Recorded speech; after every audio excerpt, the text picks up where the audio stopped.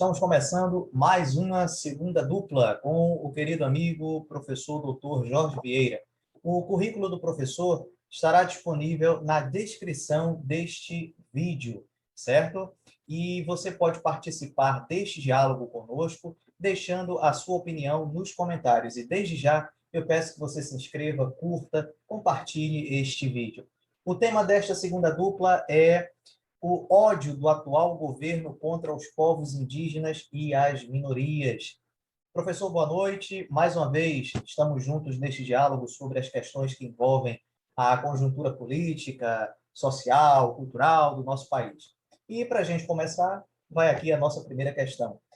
Ameaças, palavras de ódio e de violência contra os povos indígenas é a marca, uma das grandes marcas do governo Bolsonaro, que, desde a sua ascensão ao cargo, retirou direitos sobre as terras indígenas, fazendo chacota, inclusive, com um dos maiores líderes indígenas deste país, o cacique Raoni, e até incentivou grupos evangélicos a levar a ideia de que o indígena precisa ser inserido na sociedade brasileira. Professor, o governo atual odeia tanto os povos indígenas? Isso é algo cultural? Esse ódio? Meu querido Gabriel, mais uma vez estamos aqui, né, nesse momento para a gente debater, dar continuidade, na verdade, né, em questões extremamente importantes para a vida do Brasil e particularmente para os povos indígenas, né, e as minorias, o que a gente chama, né, comumente de minorias, na verdade, são minorias que não são minorias, né? Porque são grupos majoritários. Por exemplo, quando você pensa, a população afrodescendente do Brasil é mais de 50% se auto-identifica como pertencente à população afrodescendente. Mas eu quero aproveitar a oportunidade, na verdade, essa questão posta por você, Gabriel, ela remete a N questões. Primeiro, vamos entender o personagem, né, que está à frente da presidência da República, ou seja, o cargo mais relevante, significativo do ponto de vista real e simbólico, né? Quem é essa figura, né? O senhor Jair Messias Bolsonaro. Na verdade, uma figura extremamente, do ponto de vista político, insignificante, né? Eu morei no Rio de Janeiro há alguns anos, onde eu tive a oportunidade de estudar na Pontifícia Universidade Católica, né? E onde fiz os cursos de filosofia, de teologia. Depois, obviamente, pelas relações que eu construí com o Rio de Janeiro, mantive permanentemente, né, contatos e viagens com a população carioca, né, a população fluminense. Morei, inclusive, um ano em Nova Iguaçu, depois trabalhei naquela região, as favelas do Rio, né, nem se fala, né, Cantagalo, Rocinha. Conheço relativamente a estrutura e a realidade do Rio de Janeiro. E a gente sabe que o Rio, né, inclusive eu vou usar a fala de um amigo meu, antropólogo do Museu Nacional aí do Rio de Janeiro, em que ele, certa vez, me dizia, e a gente conversando sobre o Rio de Janeiro, e ele disse, se de fato as milícias e o poder paralelo do tráfico fosse articulado, dominaria a estrutura de poder do Rio de Janeiro, né? Então, é uma fala extremamente significativa, porque para a gente entender esse complexo que é o Rio de Janeiro, né? Com essa riqueza, dinamicidade, cultura, alegria, samba. O Rio de Janeiro eu adoro, eu amo o Rio de Janeiro, né? a vida carioca, né? Eu acho assim um espetáculo maravilhoso viver e conviver no Rio de Janeiro. Só que eu estou abrindo com esse contexto para a gente entender o atual presidente da República, ou seja, é uma figura, do ponto de vista da política, extremamente desprezível, do ponto de vista da sociedade, de formular políticas públicas, de formular projetos, de formular um modelo de sociedade. Então, ele, em toda a sua trajetória política, né, do ponto de vista estritamente político, é uma figura insignificante nessa perspectiva. Entretanto, aí eu remeto ao período que ele esteve no Exército, e ele foi um capitão expulso por desobediência, por indisciplina, né? E que depois, né, foi julgado e, na verdade, houve aí uma saída, né, que ele acabou sendo julgado e não penalizado, mas ele foi expulso do Exército, né? Então, veja, a própria trajetória pessoal e política, né, é extremamente degradante, né, e execrável se a gente pensa do ponto de vista da formalidade de qualquer costume de sociedade. Agora, tem uma outra questão importante. A ligação dele, isso está explícita, com as estruturas de poder paralelo. Por isso que eu iniciei a minha fala tratando sobre a estrutura do Rio de Janeiro. Então, ele condecorou, ele, os filhos, mulher, ex-mulheres. Então, é um negócio impressionante. Tudo que Bolsonaro defende, exatamente ele pratica de forma diferente. Então, por exemplo, ele defende os valores familiares. Então, ele tem 3, 4 ex-mulheres, né? Ele defende a pátria brasileira, o discurso dele, mas ele submete o Brasil aos interesses dos Estados Unidos, de Trump, e por aí vai. Então, o que ele defende é uma narrativa simplesmente para pessoas que não têm uma formação, uma intelectualidade, uma capacidade de compreensão e da sua vida no submundo da sociedade. Agora, o grande problema, do meu ponto de vista, não é Bolsonaro. O meu grande problema é a sociedade. Ele conseguiu despertar o pior, o mais execrável, o que há de pior na sociedade brasileira e entre os seres humanos, que é o ódio, que é o rancor, que é a negação de tudo que é construtivo numa sociedade.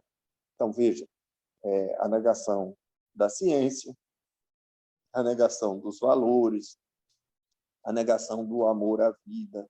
Então, ele exatamente o que ele prega teve ressonância num segmento aí de 20%, 30% da sociedade, com a cumplicidade, olha só, da mídia, né, da chamada grande mídia, da cumplicidade de setores do Ministério Público Federal, de setores do Ministério Público, dos Ministérios Públicos Estaduais e segmentos do Legislativo e segmentos do Judiciário. Então, veja, o problema é maior do que o próprio Bolsonaro, né?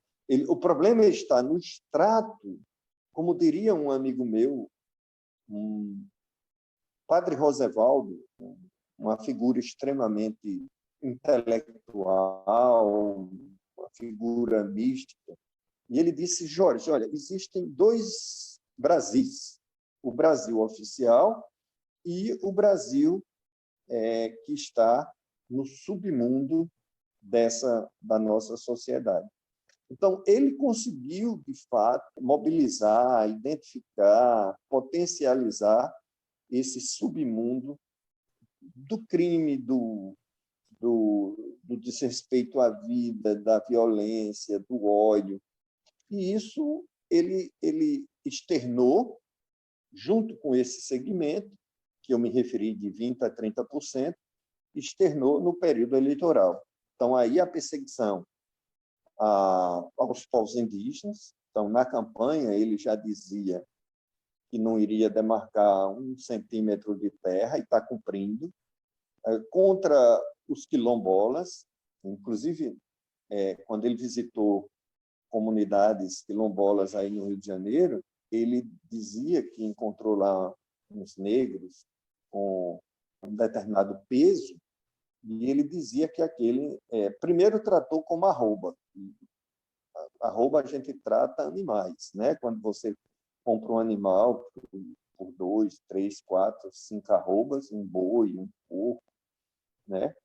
Compra por arroba, você compra animal.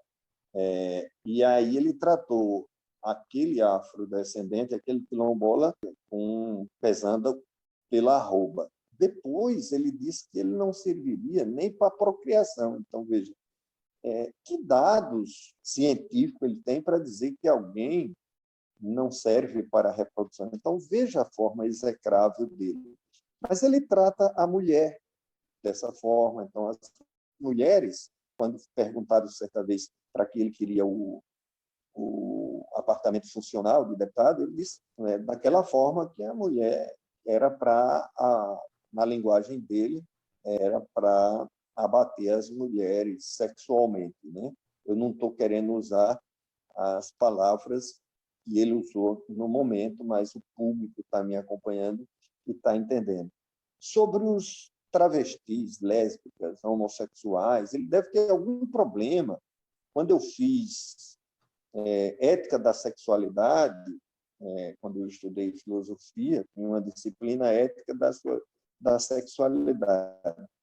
E o padre Schwab, que era um austríaco jesuíta, né, ele dizia, olha, quando você afirma algo com tanta veemência e constância, é porque você tem um problema psicológico, essa perseguição aos negros, aos indígenas, aos pobres, aos homossexuais, lésbicas, travestis, etc., né? Todos esses segmentos, né, que eu prefiro chamar de historicamente precarizados, né, esses segmentos, ele tem algum problema com essas questões do ponto de vista psicológico, problemas sérios que precisaria de um tratamento psiquiátrico.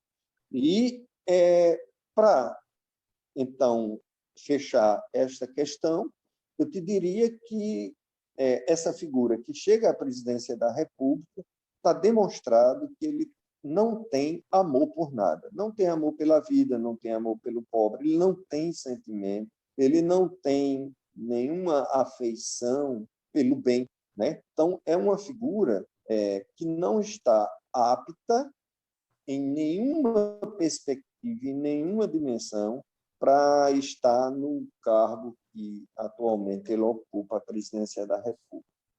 Professor, uma próxima questão. O presidente da Fundação Palmares, Sérgio Camargo, ele é negro e já deixou claro seu posicionamento contra a cultura dos povos quilombolas, colocando em dúvida a história do combate à escravidão, de figuras como Zumbi dos Palmares, retirando do site oficial da fundação ao qual ele preside artigos sobre André Rebouças. O senhor que foi morador do Rio de Janeiro sabe muito bem a importância de André Rebouças, Luiz Gama, entre outros expoentes do abolicionismo. A que o senhor atribui o comportamento deste cidadão? Ele seria uma espécie de capitão do mato, caso a escravidão estivesse viva nos dias de hoje? Olha, até porque ele é negro também, né?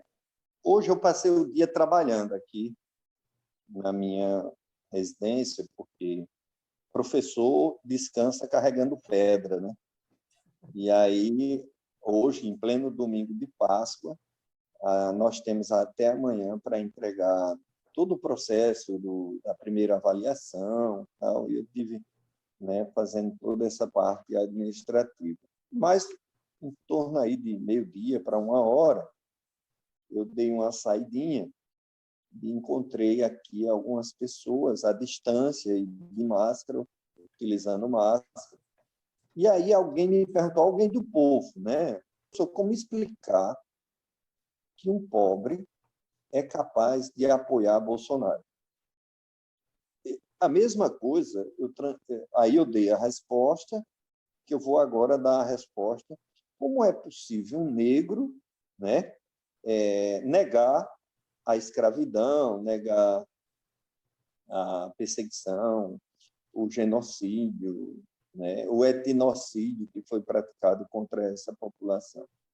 Olha, a questão é o processo de alienação, tanto para o negro quanto para o pobre que tem esse comportamento. Por quê? Se você pega o rico, por que o rico do grande capital internacional, de remessas, né, das commodities, etc., apoiaram o Bolsonaro? Com medo de uma política do PT que favoreceu a maioria da população com programas de políticas sociais, apoiando o protagonismo de todos esses segmentos. Aí você, do ponto de vista sociológico, você entende por quê? Porque estamos numa sociedade de classes, né? Então, você tem a classe dominante e a classe subalterna. E a classe média? Por que apoiou o Bolsonaro? A classe média apoiou o Bolsonaro por quê? A classe média foi empoderada no governo Lula e Dilma, no governo do PT, ou seja, ela cresceu economicamente e socialmente.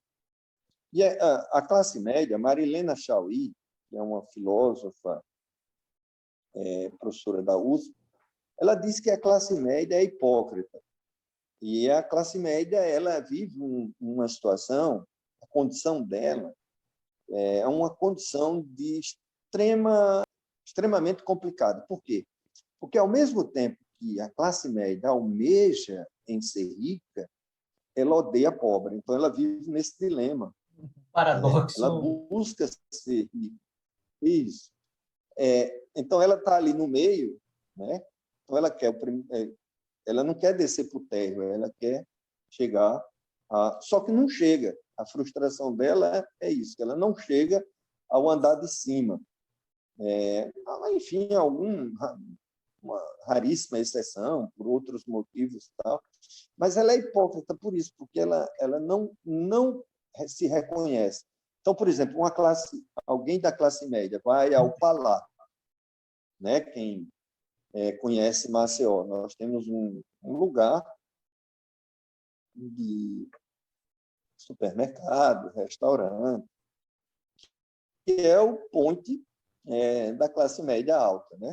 O pobre não tem condições de frequentar e tomar um vinho bom no Palato, enfim, né? Para quem conhece Maceió, sabe disso.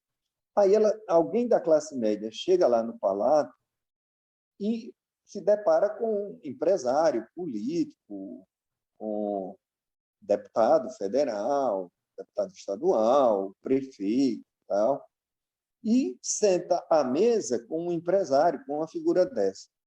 Para a classe média, ela sai dali se achando pertencente à classe alta, que é um ledo engano, né?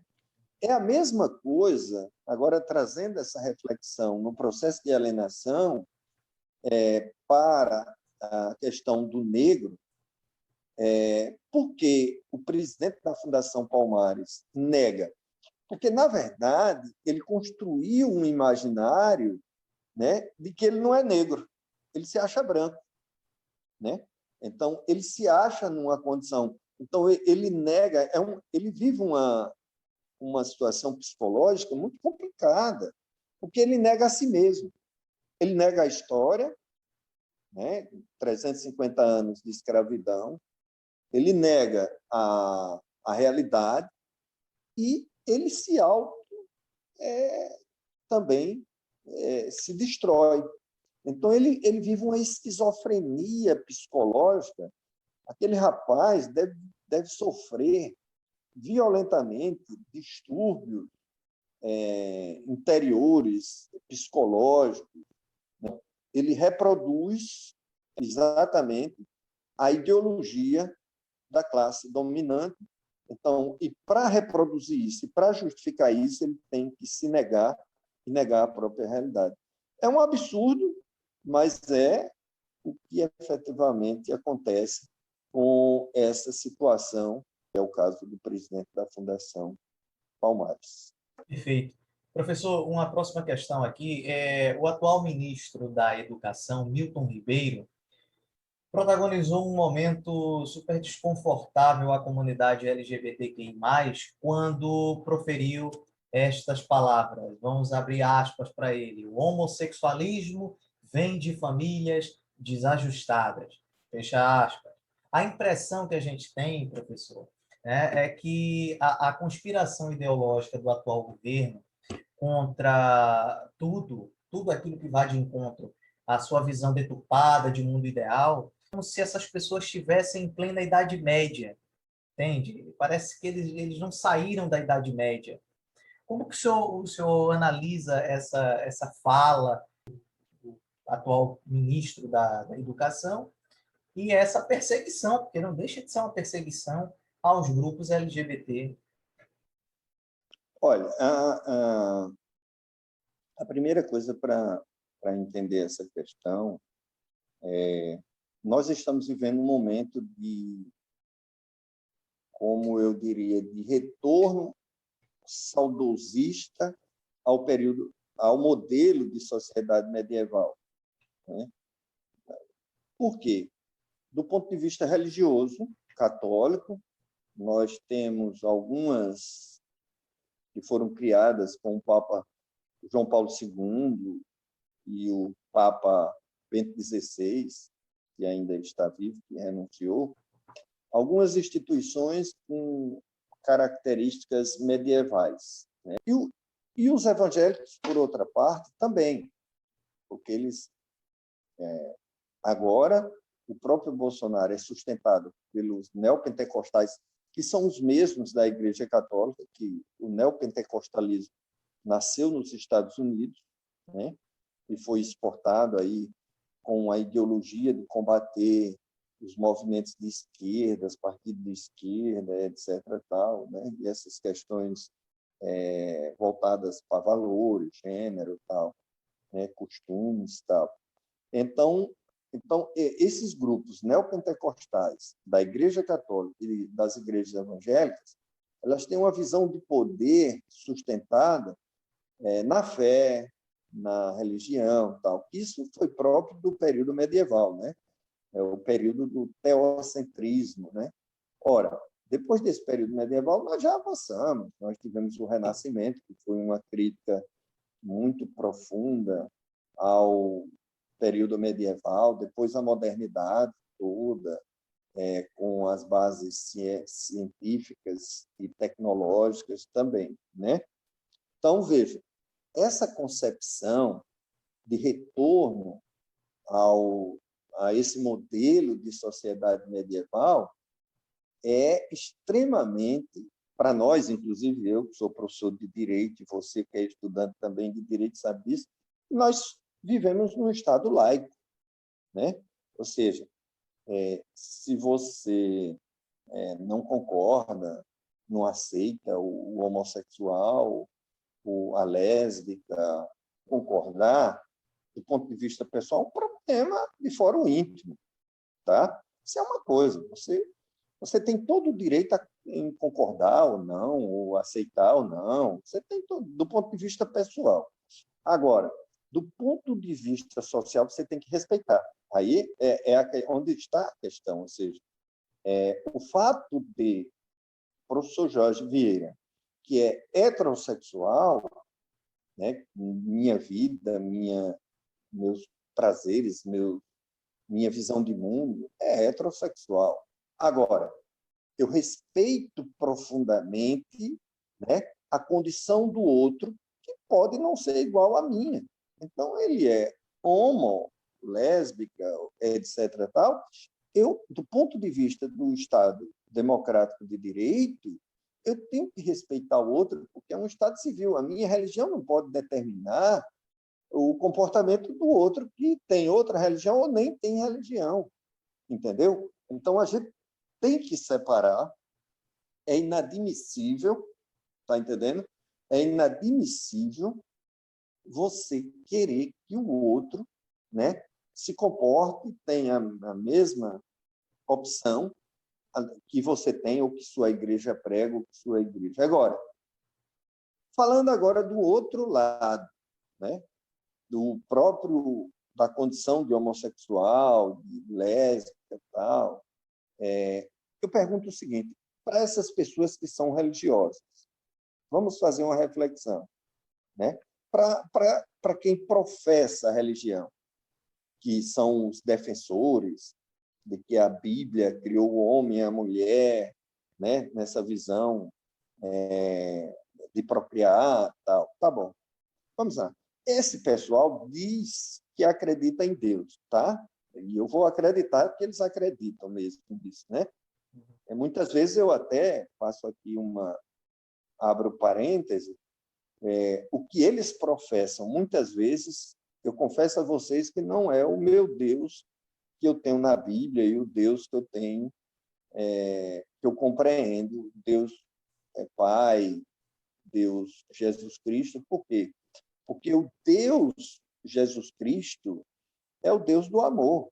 Então, o mandamento fundamental do cristianismo é amar a Deus sobre todas as coisas e ao próximo como a si mesmo. Fecho parênteses, que é uma compreensão e opinião minha. Aí vamos supor, então, que e eu acredito, como eu disse, que essas pessoas acreditam, de fato, no Criador, que Deus criou, né, que é isso que eles professam.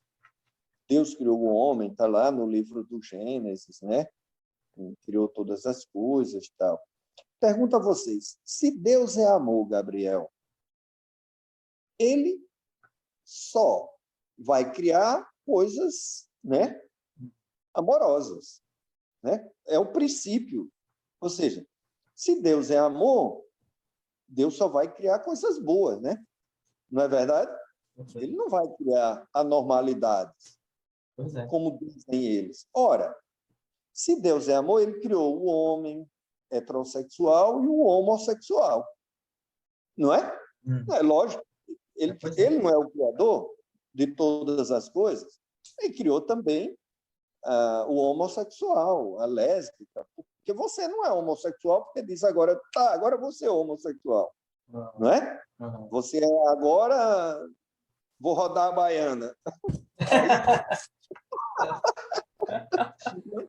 Não é? Agora vou rodar a baiana e pronto. Não é assim, né? A gente sabe que tem todo um processo biológico, né? De constituição, de formação, são vários elementos, do ponto de vista biológico e do ponto de vista social. O constituído e o adquirido, né? Enfim. Mas, então, tem pessoas que, biologicamente, né? Você tem transexual, e por isso que tem o trans, né?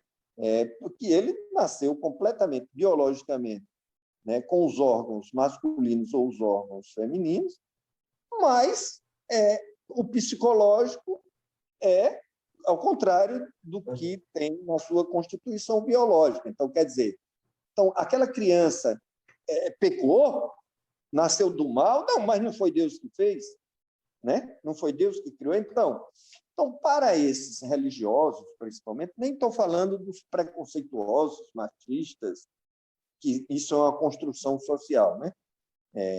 Da nossa sociedade patriarcal, machista, tal. Então, isso é uma construção social. Eu estou falando daqueles que têm como base, que é um segmento muito forte, a religião. Eles não estão lendo a Bíblia corretamente, não estão compreendendo os princípios do próprio Deus que eles professam. Porque se o homossexual é filho de Deus, foi uma criação amorosa. Então, por isso, eu te digo, Gabriel, com absoluta convicção, eu respeito profundamente todas aquelas expressões e opções sexuais, né, que existem na sociedade. Tem o LGBT+, né? Já tem o alfabeto todo. Pode ter 10 alfabetos. É a realidade da nossa vida. E que nós precisamos acolher, respeitar e, pelo contrário, apoiar para que aquele ser humano que tem aquela condição viva plenamente a sua condição. Qual é o nosso grande objetivo na sociedade? É que a pessoa seja feliz. Então, eu sou feliz como hétero, mas quem quer ser feliz como homo, travestis, qualquer outra condição, terá todo o meu apoio para que se realize efetivamente como pessoa, como ser humano, com toda a dignidade que possa ter. Inclusive, professor, a felicidade é um dos princípios, né, que a doutrina jurídica prega, até nova recentemente, tem alguns estudos tratando, inclusive, dessa questão do direito à felicidade. Né? Tem artigos maravilhosos já foram escritos sobre isso. É recente a discussão, mas é muito bacana. Eu acho que é por aí mesmo, sabe? As pessoas têm o direito de serem felizes ao seu modo, né? Então, a gente se encaminhando aqui para o nosso final, professor, o presidente da República disse em uma das suas parábolas diárias, vamos falar assim, que o Brasil é um país majoritariamente cristão e as minorias que se mudem, olha só, caso achem isso ruim. Inclusive, ele tenta colocar na cabeça das pessoas que existe uma perseguição aos cristãos no Brasil, que a gente sabe que é uma grande mentira. Então, isso, para o senhor, isso está ligado àquela velha questão do fundamentalismo religioso neopentecostal e tudo mais, porque não é possível. Onde que no Brasil existe perseguição aos cristãos? Pois na verdade, assim, o Gabriel, essa fala do Bolsonaro, a gente é um, é um lixo, tá entendendo? Não, eu procuro palavras para te dizer por quê? Porque esses cristãos, nós somos efetivamente uma sociedade que ou se identifica como cristã ou a formação é cristã, tá entendendo? Não tenho dúvida, mesmo aquele que diz que não tem religião, a nossa formação é uma base cristã. Agora, que cristianismo nós pregamos? Aí é outro problema, tá entendendo? Ou seja, e muitos desses que se dizem cristãos, eu não os reconheço, e com certeza o próprio Jesus Cristo não os reconheceria hoje no seu comportamento e na sua pregação. Por quê? Qual foi a atitude de Jesus com os pecadores? Qual foi a atitude de Jesus com os pescadores também? Qual foi a atitude de Jesus com a prostituta, com o cobrador de imposto? E o Papa Francisco, foi que ele disse em relação aos homossexuais? Quem sou eu para julgá-los? Uhum. O Papa Francisco. Quem sou eu para julgá-los? E, pelo contrário, o Papa Francisco acolheu o casal homossexual para o batismo dos filhos, etc. Então, quer dizer, só que o Papa Francisco é atacado violentamente por esse grupo conservador interno de cardeais, bispos e padres, saudosistas dessa visão medievalista, né? Ele é atacado muito sobre isso. Mas eu te digo com absoluta convicção que o cristianismo dos 2, 3 primeiros séculos, pregado por Jesus Cristo e vivenciado pelas primeiras comunidades cristãs, com absoluta convicção, Jesus Cristo acolhe todos esses seres humanos em todas as suas dimensões e opções. Desde que, aí eu concluo essa minha colocação, desde que seja o homossexual, seja o hétero, seja a lésbica, todos nós temos que nos respeitar. Todos. Essa é a grande questão. Ou seja, o homossexual precisa respeitar o hétero, o homo precisa respeitar a lésbica, como o hétero precisa respeitar o homo, o trans, etc. Todos os outros segmentos e todas as diferenças que existem em nossa sociedade. Enquanto o senhor discorria sobre essa questão, eu estava fazendo uma pesquisa aqui, e aquele ponto que o senhor tocou, do retorno de Cristo hoje, ele não reconheceria esses cristãos. É bom a gente sempre apelar também para a arte, porque a arte ela nos traz verdades assim, a cabeça de um compositor, por exemplo. Aloysio Machado é um grande sambista brasileiro, morador do Rio de Janeiro, e é compositor do Império Serrano. E ele escreveu um samba chamado Efeitos da Evolução. Eu vou narrar um trecho para que o senhor ouça. É o seguinte, ele diz assim: até as estações do ano já perderam seu valor. Primavera no outono e faz frio no calor. Tem muito mais, basta querer raciocinar. Imagine, minha gente, explodindo a bomba H. Se o mar recuperasse seu verdadeiro lugar, eu, na minha ignorância, não consigo ignorar. De que vale a inteligência quando a tendência é má? Vejo a dona ciência de braços dados com a evolução, caminhando a passos largos para a exterminação. Vejo o polo degelar, sinto a poluição. Vejo a guerra se alastrar, é irmão matando irmão. E de tanto analisar, tirei essa conclusão. Se o Cristo aqui voltar com a intenção de nos salvar, será preso, algemado e nem vai poder falar. Fechou a tampa. Fecha a tampa. A gente vê, né? Meu Deus, é complicado. A gente está vivendo realmente um mundo de paradoxos, aonde essa mentalidade voltada, como o senhor já bem disse para a gente, voltada para a Idade Média, é um retrocesso sem igual. Isso é muito ruim para a nossa evolução, para o nosso convívio enquanto sociedade e tudo mais. Professor, quero agradecer ao senhor imensamente por mais uma participação aqui na nossa segunda dupla. Foi maravilhoso e pode fazer suas considerações finais. Gabriel, eu só quero dizer uma última palavra. Fique à vontade, professor. Sobre hoje. Hoje eu estou com 60 anos e eu vivenciei o período da ditadura militar, né? 64, tinha 4 anos, mas muito cedo tive contato com a realidade política, etc.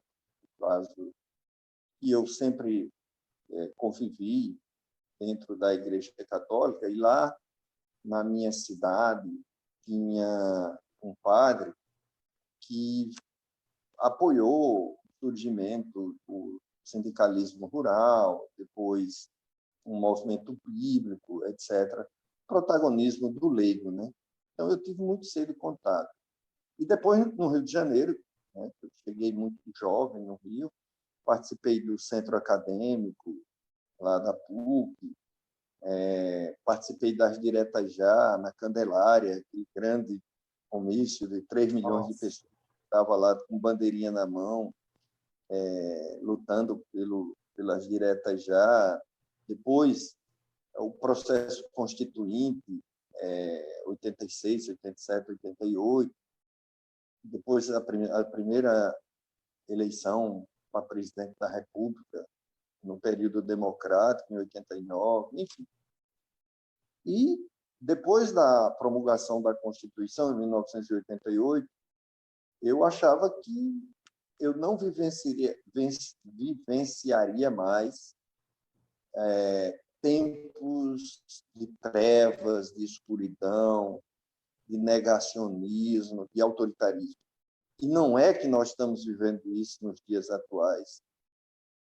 Tão mais profundo que garanto. O momento que nós estamos vivendo com esse grupo ideológico de extrema-direita que está conduzindo o país é pior do que o período da ditadura militar. Por quê? Porque os militares, com todo o autoritarismo deles, no período da ditadura, morte, perseguição, etc., mas eles tinham uma visão positivista, da teoria positivista, da ciência e tal. A situação que nós estamos vivendo agora é pior, o negacionismo é pior do que o período da ditadura militar. E, se a gente contabiliza que até agora, com esse período da pandemia, já foram 330 mil pessoas que esse genocida e o seu grupo têm incentivado as práticas de extermínio, né? O próprio hoje ministro do Supremo, né? A gente tem acompanhado o ministro que foi indicado pelo Bolsonaro, que liberou a participação, a abertura dos templos para até 25% da população. Veja, tem um artigo de um colunista, né, do UOL, que ele diz que a liberação agora do Nunes é um incentivo para que os seguidores encontrem logo o seu criador, né? Ou seja, a morte, né? Infelizmente, é isso que está acontecendo. Com certeza. Um Professor, grande abraço. um grande abraço, uma boa noite a todos e muito obrigado mais uma vez pela sua presença. Até segunda que vem, se Deus quiser e Ele quer. Um abraço. Tchau, tchau.